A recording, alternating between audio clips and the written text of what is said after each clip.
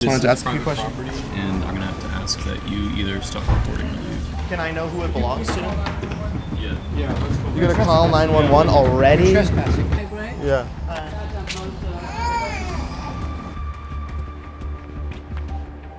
Hey sir, how you doing? We're doing a story on the area. Can I ask you a question? No. Oh, so this is clothes for migrants.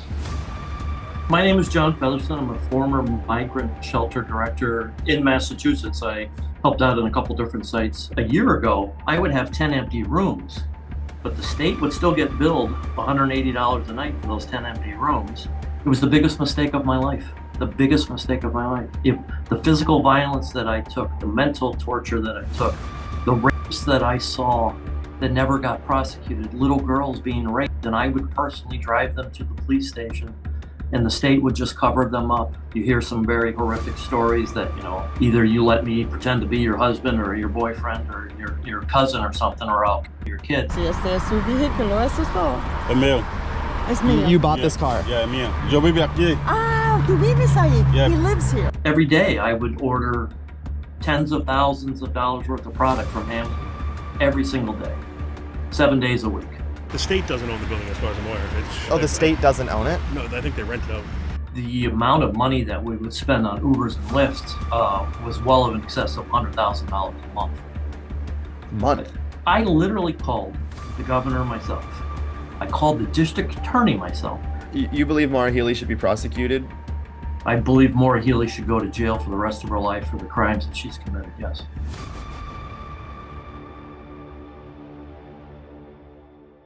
Ladies and gentlemen, I'm in Boston, Massachusetts, and this is my biggest exposed video yet. Our investigation started by driving 30 minutes outside Boston to a suburb called Marlborough. Even before arriving at the shelter, you can tell that this shelter is being deliberately hidden from the public. We see the same white tarp covering the hotel sign that we've exposed across Boston and New York. When you try to book a stay for any date at this Holiday Inn, you can't. Immediately upon walking toward the shelter, I saw what appeared to be a migrant driving a brand new car.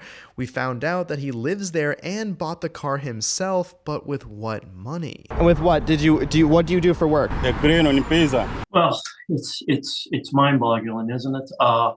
This gentleman who I do not know or do not recognize, if he lives in the shelter in Marlborough, what he does is he gets free housing every day.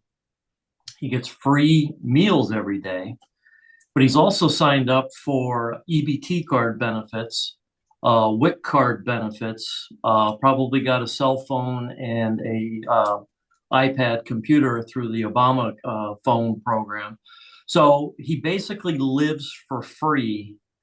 All of his human necessary items are for free. And if he receives EBT card and has a family, because one of the stipulations to live in the shelter is you have to be part of a family. So he probably has two kids, let's just assume. So he's probably taken in about $3,800 a month in EBT card benefits. He's probably get his wife or his spouse or the woman that he's living with is probably be making about another $400 a month in WIC cards, women in crisis cards. The shelter, when I was there, provided free diapers, free formula, which I found that they actually ended up, because they were getting benefits, they were actually selling the diapers and formula on the black market, or selling one or more of their EBT cards on the black market. So essentially, people had all of their bills paid for and were bringing in excess of $50,000 a year. So as you saw yourself, a lot of these residents, they have brand new cars. They have nicer cars than probably you and I have. And but if I didn't have any bills and had $50,000 coming in, I'd be rich.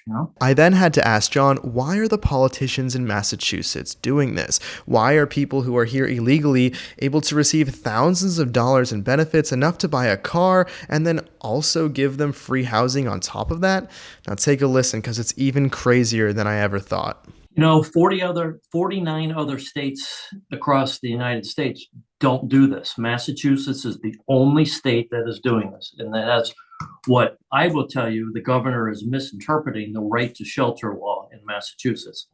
The right to shelter law came in it was an honorable law when it was first drafted by then Governor Dukakis back in the 80s. And it was to give a pregnant woman who was in an abusive relationship a place to live in a safe, secure environment.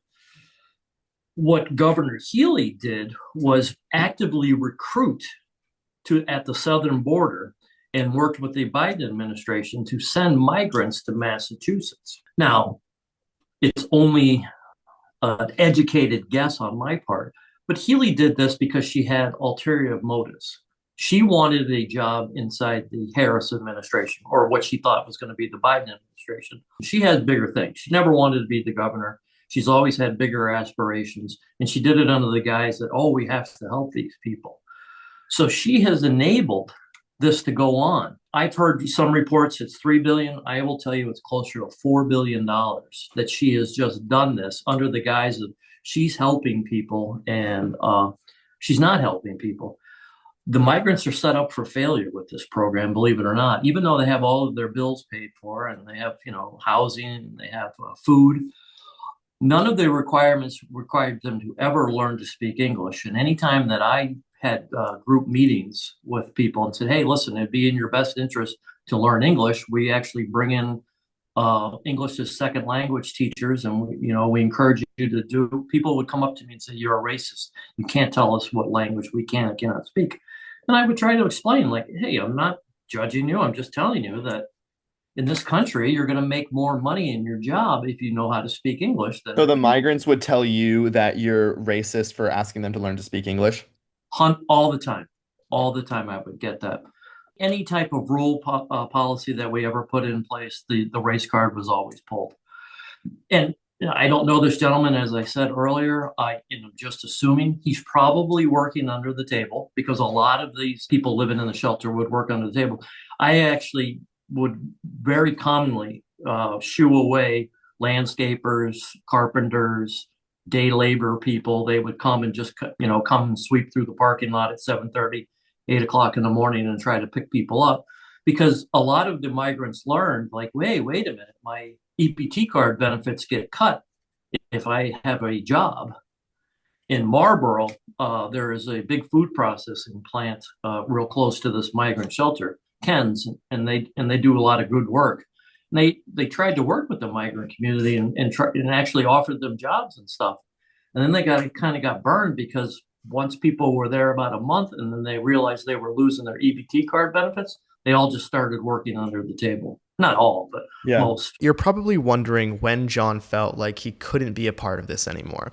Now, towards the end, he reveals the exact moment where he had enough, but you can already see the process beginning. Migrants are working under the table while simultaneously receiving thousands of dollars a month in benefits as well as free housing. Except that is only just the beginning. While at the shelter, I noticed cars with Lyft stickers on the back. This family, for example, I saw them getting out of their own car and then just a short while later in the back of this Lyft. You can also see the same family here in the lobby again. So migrants are wealthy enough to purchase their own cars, but they're also getting tax-funded Lyft rides? Well, to answer your question, who's paying for it? You got a mirror? Take a look. Inside the mirror, you are, I am, the taxpayers are. It's all part of, Elliott has a contract with both Uber and Lyft, and they just pay them directly. Well, you saw it in even some of your video shows that everybody has a nice car, most of them have nice cars. But when they have a doctor's appointment in Boston, or they have a immigration hearing in New Hampshire, which is an hour and a half away, you think they use their own car? Nope. They say, oh, I need an Uber. I need a Lyft. Yeah. And so even though they have their own nice car, they still make the taxpayer pay it. How much is given for rides for Uber and Lyft? The amount of money that we would spend on Ubers and Lyft was well in excess of $100,000 a month. A month? A month, yeah. So you were over one. I would say a good estimate was about $1.2 million a year, just for Ubers and Lyfts. Yep. Before we dive into the cover-ups of major crime and millions of dollars more in benefits and getting the police called on me by the people getting rich off this crisis, I want to discuss how the migrant crisis isn't just hitting America, and it's actually even worse in Europe. Soon I'll be going there to follow the money and investigate how United States taxpayer dollars are being used overseas. However, in America last Friday, the Supreme Court allowed the Trump administration to end temporary legal protections for more than 500,000 immigrants from Cuba, Haiti, Nicaragua, and Venezuela.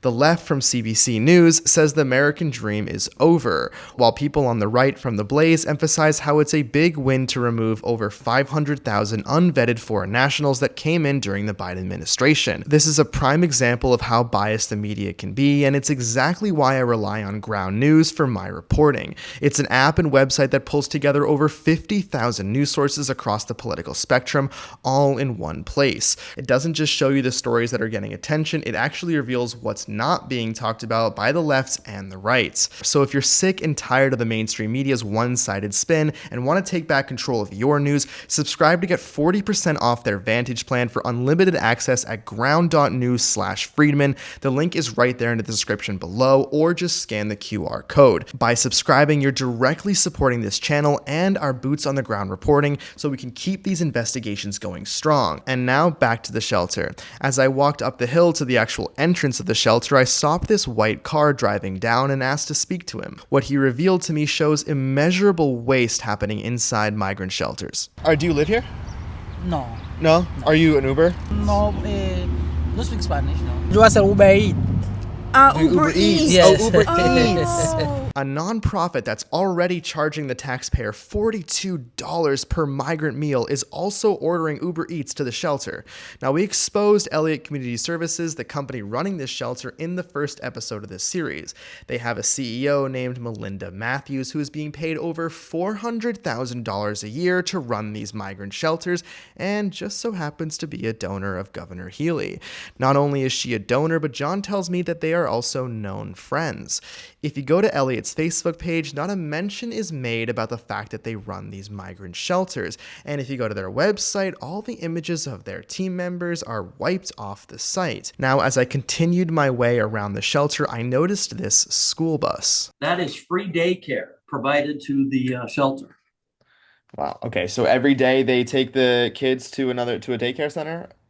No, they come there and provide daycare right on site there. Oh, right on site. The right to shelter law is actually only for women, only for females. The right to shelter law, as it's written in Massachusetts, is any of the migrants that are placed there are women who also have children. Now, a lot of times people will say that, that this is my husband, this is my spouse, which is not really true. It's just somebody that they met on the way to the border. And you hear some very horrific stories that, either you let me pretend to be your husband or your boyfriend or your cousin or something, or I'll kill your kid. So a lot of times, like, the women are under distress and they're not, married, but, a traditional marriage that you would see here in the United States. So everybody in the shelter has to have children. You either have to be pregnant or you have to have children. Now you're starting to see that these shelters in Massachusetts are not just a place to live. In fact, they offer wraparound services for people who are here illegally. They're receiving treatment that no American could get without paying thousands of dollars out of pocket. Next up, I saw this woman on the phone who looked like she worked at the shelter. Now, while I waited for her to get off the phone, I took this video of the back of the hotel to showcase just how large this facility is. Now, the hotel was not doing well during COVID, and instead of having to just close down their business, the Holiday Inn saw an opportunity to make a fortune off the migrant crisis, charging the taxpayer close to $200 per room per night. Now, before I could ask this woman a question, she actually asked me one. Hola, oh yes, I do. I have a question. Yes. I'm doing a story on Holiday Inns in Massachusetts, and I was wondering if I could talk to you about this one. Do you work here? Yes, I work here, but you need to go at the front desk. You cannot just do it like that. You need to go at the front desk because you're talking just behind the building. I had no idea that I couldn't. No, I'm sorry. no, you need to Do you go mind if there I just ask you in one front. question while we're here? No, you're not. Are you sure you don't want to answer? Are you curious about it? No, I don't want to. You don't want to know what I want to ask? Yeah, hold on. I don't have my radio on. One second. Your radio? How long has this been a migrant shelter for? I'm not. responding on anything. You want to respond? I'm so sorry. Is there a reason Because- why you don't want to respond? Can I ask you what There you're is worried a person about? in charge. There's a person Oh, in charge. who's in If you want to charge? go, I will take you to the person in charge. We're going to the person in charge right now, guys, of this migrant shelters. Nice lady behind me doesn't want to talk about it, so we're going to talk to someone who also doesn't want to talk about it, but might have to, so let's see. She's actually the housekeeping manager for the shelter. Most of her staff is Brazilian staff and housekeeping staff there. You know, Marlborough, Framingham, Massachusetts is a very strong Brazilian type neighborhoods. And, you know, and kudos to them. You know, they came, they worked 2-3 jobs, they built nice communities, they built like a lot of businesses there. And the Brazilian staff there gets very angry, like, hey, when I came to America, I didn't get free housing, I didn't get free food, I didn't get EBT card benefits. So she's had to walk the line of you know, balancing her staff. Her staff would often get into fights with a lot of the migrants. And she has been told by her bosses and by the state, you don't talk to the media, you don't talk to the press, you don't talk to anybody. Everything is, you know, hush hush here in the shelters. Now imagine for a moment being a housekeeper at a hotel and being told that your work is so secretive that you can't talk to the press. Now obviously the Massachusetts government is trying very hard to hide this from the taxpayer, which means we're getting to the good stuff, and I was not backing down. No, no. I just was walking during my break. Yeah. Oh, the hotel is closed. Yeah, Oh, why is it closed? I don't know. You asked. That's weird. It's in Spanish too. That's odd. Oh wow. Oh, this is a nice facility. Hi. Can I help you? Video. Yes. Video I am taking. doing a shelter. Wow, this is a nice facility. I am doing a story on Holiday Inns in the area, and I just This wanted to is ask a few private questions. property, and I'm gonna have to ask that you either stop recording or leave. Okay. Oh, it's by Elliott Human Services. Yeah. This one, So, this if company you don't I know, mind. they charge $42 per meal from the taxpayer. Who are you calling? Is it someone we can talk to? Can I get on the phone with them? Hi. Can I have your ID, please? My ID? Yeah. Sure. Yours for the. Yeah, I can show you my press ID. We are getting my press ID. Hi. Okay, can I just ask you some questions about this area? Private property, you have to leave. What do you do for work here? It's private property, you're trespassing. Okay, will you keep saying that? You're trespassing. As soon as they say you're trespassing, you have to leave or Okay. you're arrested. Okay, well, we'll leave in a Please- second. Please leave. No, right now. Okay. Wow. Can you stop that? You're trespassing. What's your name? You're trespassing. Do you want to talk where it's not private property? Trespassing. The whole thing is private property. The whole thing? You guys got the Parking whole lot is thing? private property. So who does it belong to? Trespassing. Can I know who it belongs to? Yeah. Yeah, let's go. You're gonna call 911 already? Trespassing. Please leave. He wants to But let me just say, you want to call 911? I was here for 1 minute. Who are you? Oh, my name is Nate Friedman. Okay, Nate, could you please leave? Yes, but Where's your car? don't you think that was quick to call 911? No, you're This is an emergency to You're you? trespassing. Who were you trespassing? It's a Holiday Inn. You're trespassing. He came into Holiday Inn. You're trespassing. So you work for Holiday Inn? So, You're why, trespassing. okay, you're I heard it, but what is it trespassing of? Why You're is on it private trespassing? property, you were asked to Who, leave. who, Say who it's, owns it? Who owns it? Private property that belongs to And somebody. they are just simply arguing with us here. Who owns it? You're trespassing. Okay, so he's pleading the fifth on this. Hey sir, how you doing? We're doing a story on the area. Can I ask you a question? No, Oh, so this is clothes for migrants. answering any questions. You want to? I know, I heard you. I mentioned it the first 100 times I heard it. Oh, so this is nice. So we're paying for all this. I was definitely curious as to what was going on with the clothes here, since these guys' vocabulary was restricted to just 3 words, you are trespassing. I asked John about the clothes. This hotel has 2 washers and dryers because, as I said, it was originally set up as a corporate like hotel. You know, it's right on 495. You know, so it's a very busy, you know, businessman corridor, and there is a huge New England hockey facility down the road down there. So they used to do a lot of business on the weekends, you know, with tourism and so forth. So there was always like small laundry facilities. But as the hotel got overtaken by, migrant families, there was not enough capacity and there were fights breaking out over washers and dryers. So the state contracted this company to come in 5 days a week and do everybody's laundry. You put your laundry out by 7 o'clock, it's back by 5 o'clock, and it all comes back folded in these nice bags, and it's free, or the taxpayers of Massachusetts pay for it. You literally have no bills, don't have to do laundry, don't have to clean your room, don't have to cook your family dinner. The taxpayers of Massachusetts do it all for you. Clothing allowance, I once literally had my boss tell me, I was like, well, how much do you want me to spend on new coats for, the migrants? Because we gave out, all the children got new coats, hats, gloves, and everything. I said, what's the budget on it? Well, don't worry about what the budget is, just buy what you need. So, they all got very nice coats. They all got very nice hats. They all got very nice, gloves. Anytime, like you had a baby, you would get free diapers, you get free, formula, free baby wipes, free crib, free stroller, free car seat. Everything is free. I cannot stress the word everything is free. Right. And there was no budget. Just buy it. Amazon, as good as Lyft and Uber had it, Amazon had it 10 times better. And how's that? How did Amazon work into this? Every day I would order tens of thousands of dollars worth of product from Amazon every single day, 7 days a week. One day I would do a huge diaper delivery. And the next day I would do a formula delivery. The next day I would buy, toothbrushes and hair dryers and combs and strollers and anything that they needed, they got. Anything they needed, they got.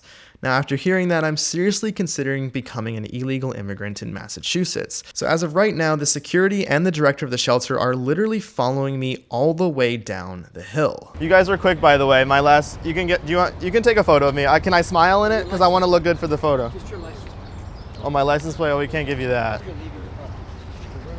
That's a pretty vicious thing, no? No. You want my license plate? Oh, we're not gonna go to our car. How about that? What are you guys worried about? Like, what are you so afraid of? People trespassing? Well, we've already done that apparently, so. Okay. What will you do with my license plate? What would you do with it? We are walking out of the Holiday Inn right now. These two nice gentlemen. I don't see a car here. So you can slow down. They just walked up. Yeah, no, I'm actually right in front of them on the driveway. Do you want to smile? No? Okay. While we walked down the hill, I remember noticing something in the lobby. There's not a whole lot of diversity. Everyone I spoke to said that they were from Haiti. I asked John why that's the case. The lady sitting in the green shirt that you're showing there, she's lived in the shelter since the summer of 2023. So predominantly when I was at the migrant shelter, I would tell you that it was 90% Haitian. And there's an intake center in Quincy, Mass, that would do most of the intakes. And I think it just originally started out as like, there was a big flux of people from Haiti that would come from the intake shelter in Quincy, and they would then come to Marlboro. But it was part of all of Joe Biden's, one app, where everybody would just come to the country. I would often talk to people like, why are you, you're from Haiti. Why are you here? And, the media wants to make it sound like most of the residents are escaping, the horrors of Haiti. It's fair to say Haiti's probably not a very nice place to live. Even the residents here will tell you that, Haiti is not a good place to live. But they go, well, I was in Chile for 10 years after the earthquake in Haiti. And you're like, what? So you didn't leave Haiti like this year? No, I left 10 years ago and I went to Chile. And then they made us work. So then we went to Brazil and we were content in Brazil. And you find that most of the kids speak Spanish. They don't speak Haitian Creole, Portuguese, because, they grew up in an environment where, they didn't speak Haitian Creole, they spoke Portuguese. And then I'm like, well, why'd you come to America? Well, we came to America because Joe Biden told us everything was free. And when we got to the border, the Border Patrol people and the intake people at the border told us, well, the best place to go is Massachusetts because it's the only right to shelter place in the country.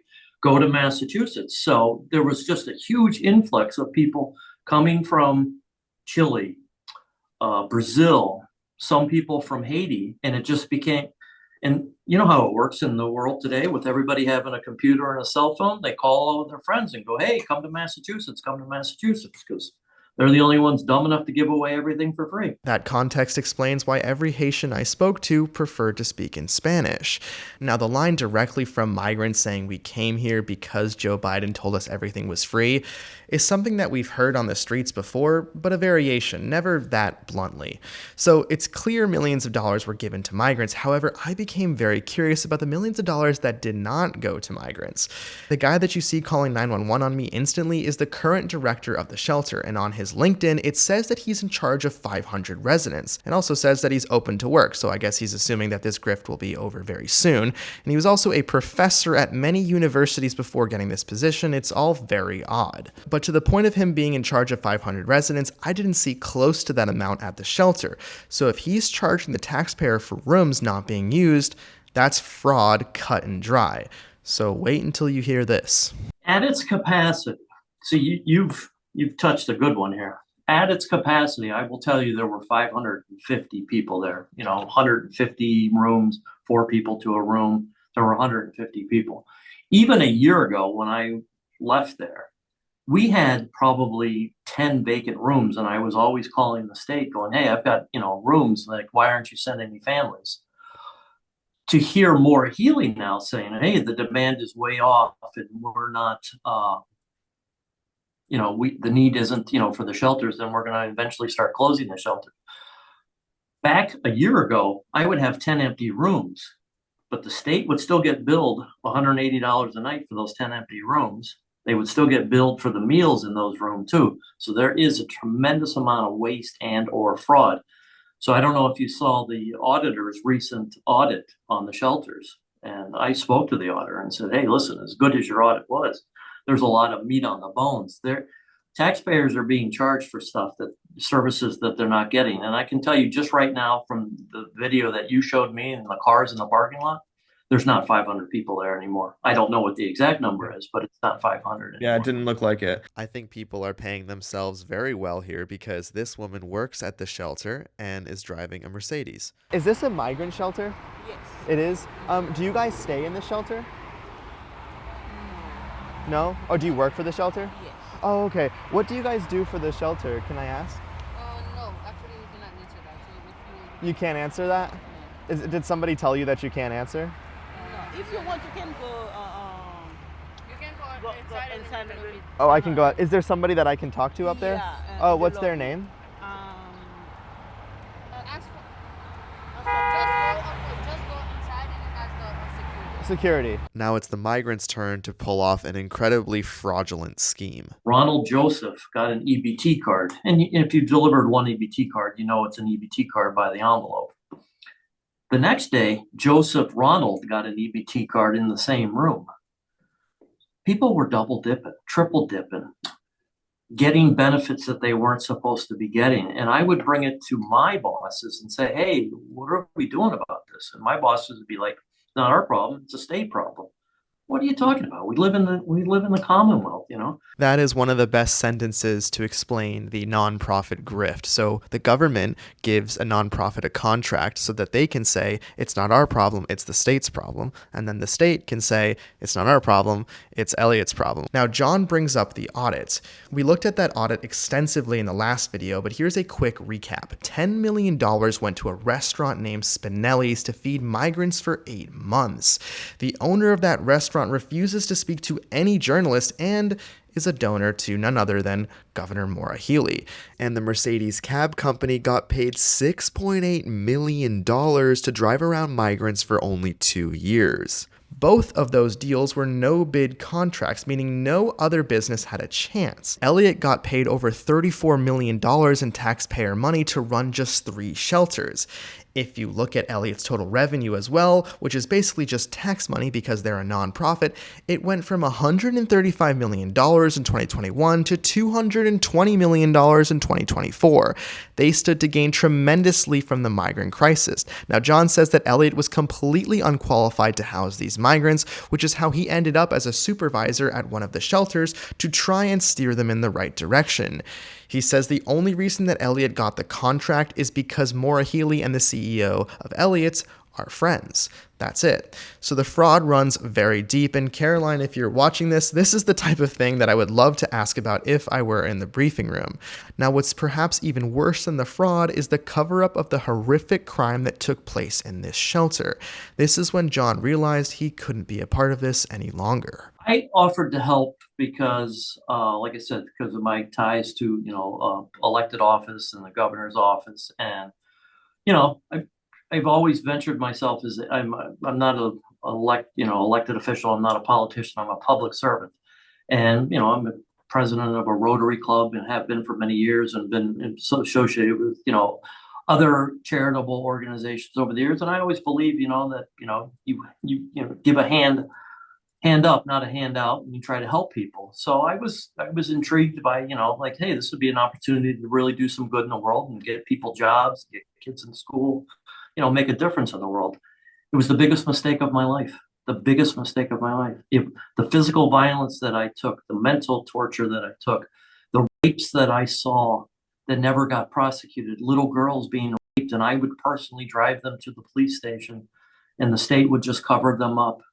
The story that made national headlines, like I said earlier, is the man who impregnated his teenage daughter.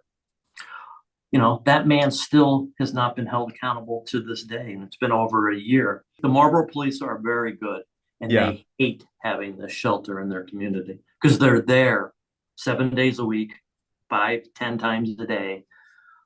They see the insanity going on. But their job is to keep law and order, and that's what they do. And they do a very good job of, playing the middle. And okay. And when you say that the police was there often, for what? What was the police getting called to the shelter for? Well, keep in mind it was more paramedics and fire department, but teaching the migrants that you don't call 911 because you have a sore throat. You don't call 911 because your baby is sneezing. You don't call 911 because you have a headache. You don't call 911 because you have a paper cut. You would get a lot of that. But there is, and keep in mind, with trauma and living in a small, people say, oh, living in a hotel must be great. No, you're living in a small room with like probably 2 kids and all of your belongings into a small room. So there is a mental health crisis inside the shelter here. So there's a lot of domestic violence inside these shelters.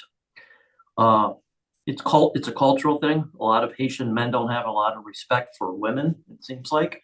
So there's often a lot of physical violence. There's a lot of women on women violence in these shelters. So you have fights, you have arguments, you have fights with staff. The lady that you met out front there, she would call 911 because people would refuse to get out of their room because Massachusetts law says in these types of environments, you have to clean the room at least twice a week. And they'd be like, no, come back. And they wouldn't leave the room. And then a fight would break out and physical, people would get punched and spit on and food thrown on them. So the police would come all the time. When I had to actually evict a couple families because of domestic violence in the shelters, they refused to leave and trashed the hotel and the lobby and their rooms. The police would come and help me, get them out. When I had reports of like sex trafficking, they would come, drug dealing, they would come, a lot of prostitution in that parking lot. So they were there all the time. I would talk to police officers and, state troopers would often come into that shelter there because it's right off 495 and they would use the restrooms. And I'd be like, hey, I know this car is not registered. I know it's not insured. What are you going to do about it? Well, if it was you, I'd arrest you. If it's them, I just let it go.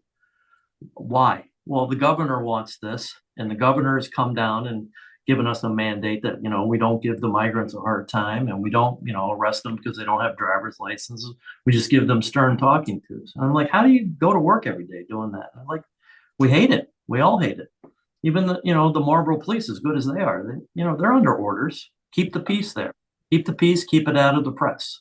So, So that's I just got to the point where I couldn't do it anymore. I didn't want to be part of it anymore. I You see. know, I've always found a solution when times are tough, you know, do something. But this is just crazy. I literally called the governor myself. I called the district attorney myself. Not friends with either one of them, but have professional relationships with both of them, and said, "Hey, listen, you've got serial rapists in these shelters. What are you going to do about it?" Well, then when the phone don't ring, it was both of them. They didn't do anything about it. And, you know, where do you see the legacy media exposing this in Boston? You don't see these stories by the local media. You only see them by the national media. And guys like you know, doing the real journalism. You believe Maura Healey should be prosecuted? I believe Maura Healey should go to jail for the rest of her life for the crimes that she's committed, yes. Okay. The governor's first priority is to protect the people. And the governor's first priority with that is to protect the vulnerable.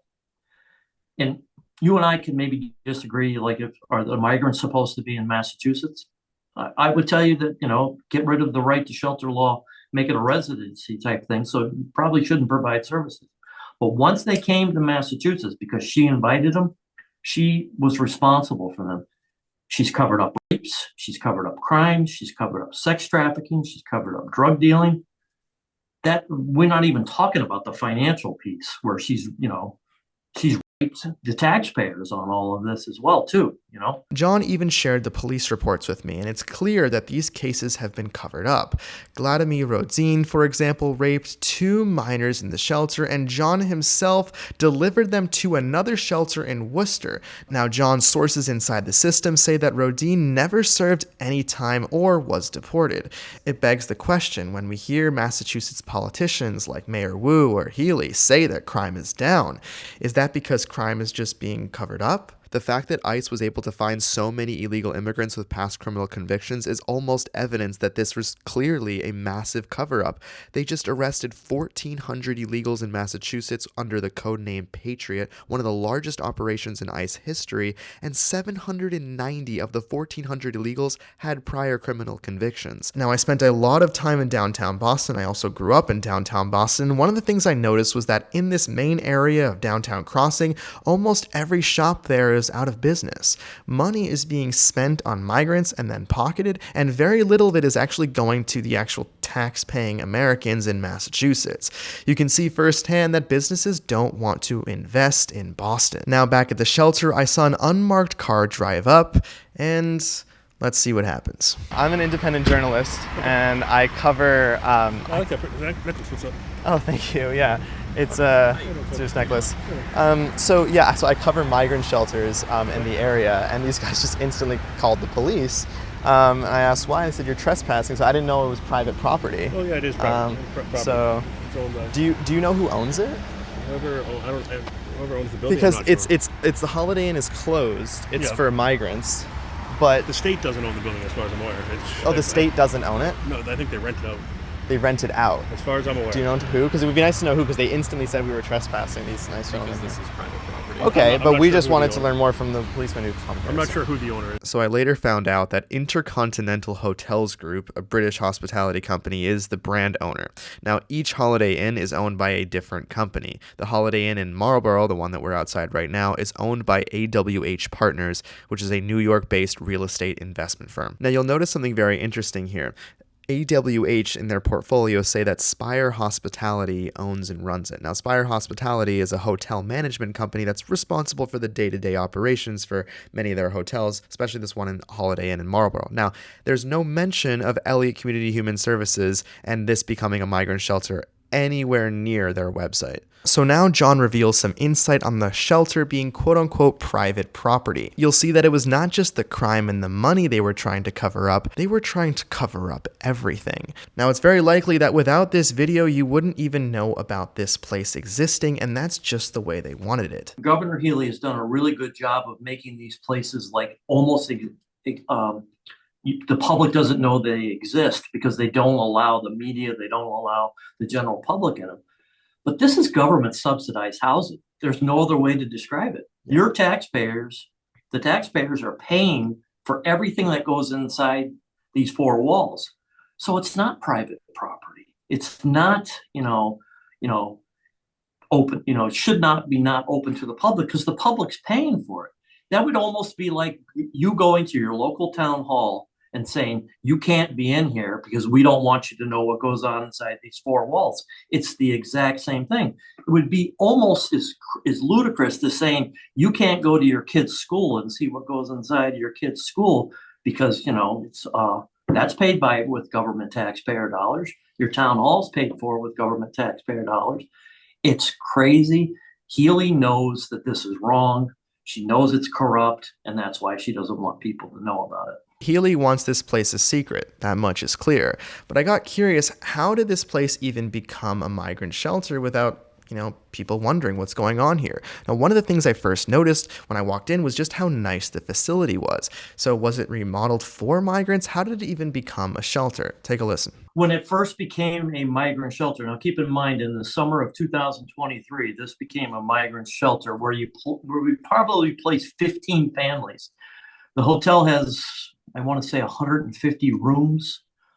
So originally it was like 15 families. So like 10% of the hotel was housing migrants.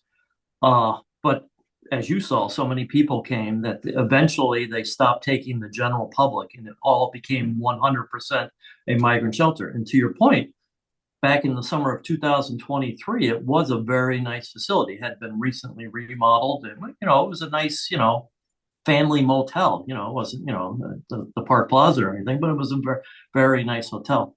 The damage that's been sustained to this building, though, like in the rooms and if you go down that hallway, that's where the lunchroom is and everything. That's all going to either have to be destroyed or replaced. So unlike New York, they actually made it a very gradual process so as to not alarm the taxpayers at all. When I was the migrant shelter director, we were, as you see the signs, the hotel posts the signs outside, the hotel's closed to the public, the hotel's closed to the public, nobody can come in. I would talk to people in the lobby right there. I wouldn't let them go, of course, to a room or anything like that, but I would engage conversation in civility and try to tell people, hey, listen, this people live here, I can't let you, go into their rooms and stuff. But, if you want to have a conversation in the front lobby, I would do that. The fact that they're this defensive a year after this has become like a national story because a man, impregnated his own daughter in the shelter. It's quite obviously they got something to hide. I can't tell you, Nate, how many times I had homeless veterans, senior citizen grandmothers or older ladies going, I know this is a migrant shelter, but I just need a place to sleep for tonight. What can I do? Sorry, you can't go, we can't house you here. We've lost our way. We've lost our way. We're not taking care of veterans. We're not taking care of low-income seniors, but we're giving everything free to migrants. Once again, I don't blame the migrants. I blame, Governor Healy for all of it. But we've really lost our core value here in the United States when we do stuff like that. Our job has always been to take care of our own first, and we don't do that anymore. I asked John what would be the most important thing for him to share with you, and he said this. My call to action to anybody watching this is you need to call your local police, your local boards of selectmen, your city councils, your mayors, and go, what is going on here? How is this impacting my tax dollars? How is this impacting my public safety? How is this impacting my child's education? Because all of those are being impacted. Because, you're putting, people who don't speak English into your kid's third grade class.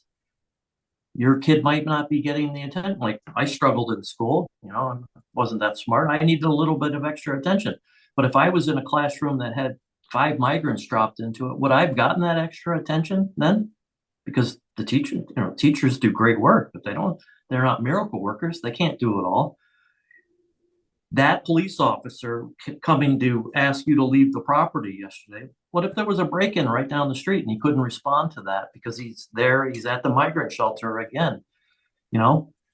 Is that police officer on overtime because there's so many calls to the shelter that that they have to schedule overtime? There are residual impacts.